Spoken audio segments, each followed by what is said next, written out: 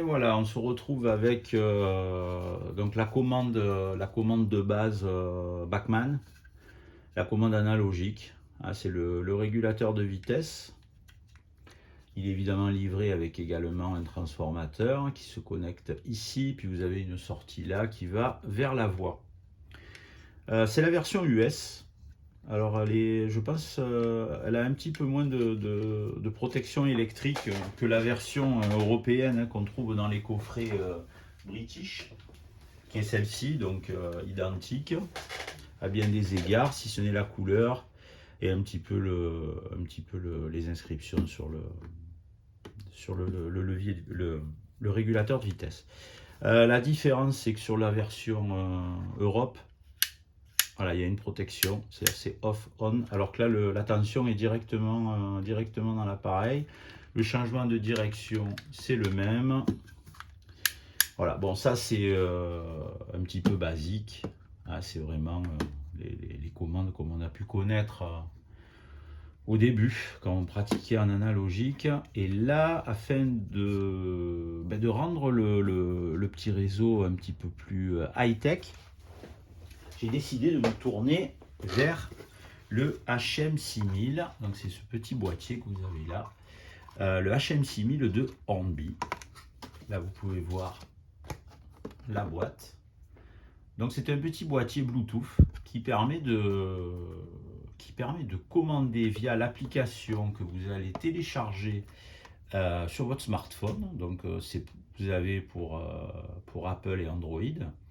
Vous allez pouvoir commander avec ce petit boîtier, livré également avec un petit transformateur. Vous allez pouvoir commander 2 circuits indépendants. Donc pour un petit réseau qui n'est pas digital, voilà, vous voyez, vous avez les sorties pour 2 réseaux. Vous voyez, voie 1, voie 2.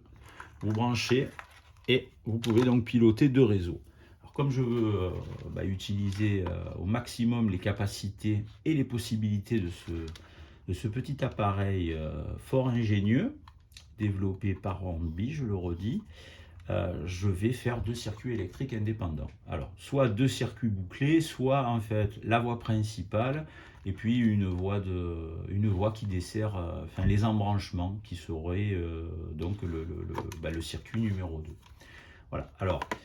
évidemment, il va y avoir un petit souci, puisque au niveau câble, là on a une sortie pour une prise de courant classique pour le rail de connexion Hornby basique. Donc là il y a 2 options. Je coupe, j'élime un petit peu le fil, je mets de l'étain, et puis je colle ça sur les prises Bachmann classique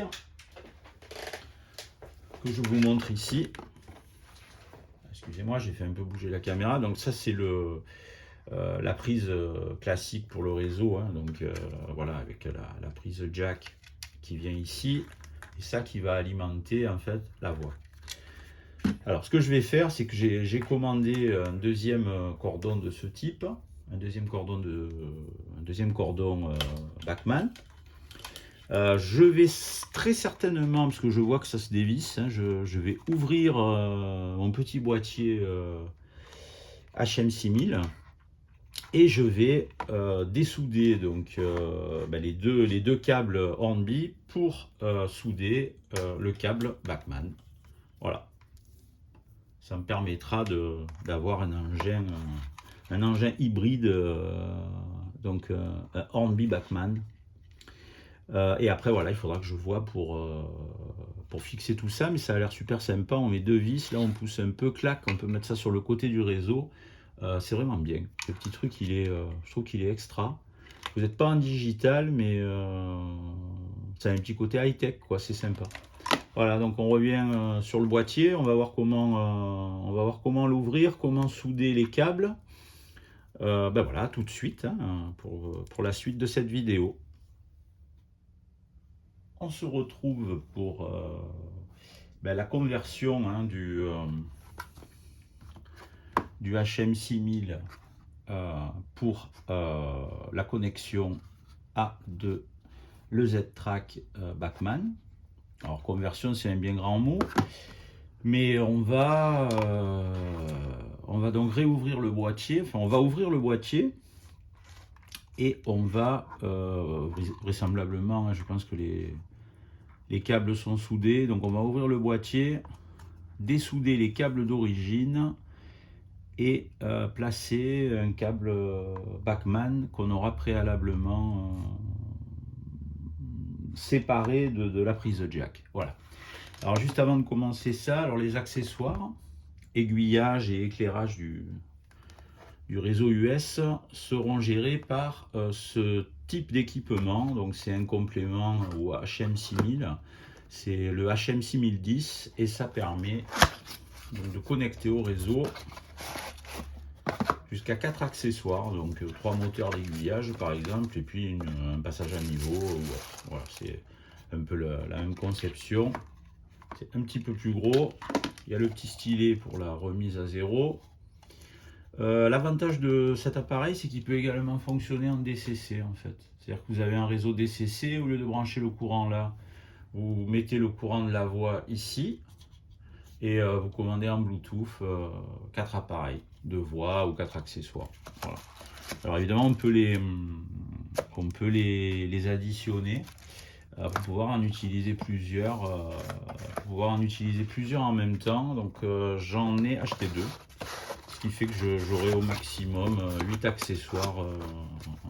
accessoires, commandés par Bluetooth en plus des 2 circuits de train. Donc vraisemblablement les aiguillages, le passage à niveau et puis peut-être d'autres petites animations lumineuses. Voilà. Allez, on passe au démontage du HM6000.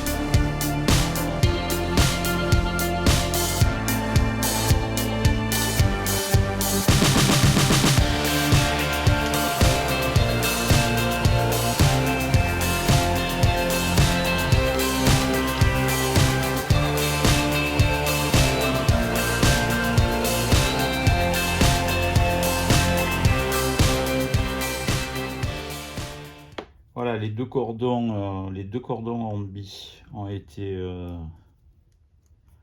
dessoudés de la platine. Donc on va quand même les conserver. Bon, là pour le moment, j'ai qu'une prise de raccordement Bachmann. Donc ça y est, elle est fixée. Voilà, j'espère que j'ai pas fait de bêtises et que la platine fonctionne. Donc on va faire un test ouvert, voir un peu ce que ça donne avec le réseau. Voilà. Allez, et on refermera si ça fonctionne correctement.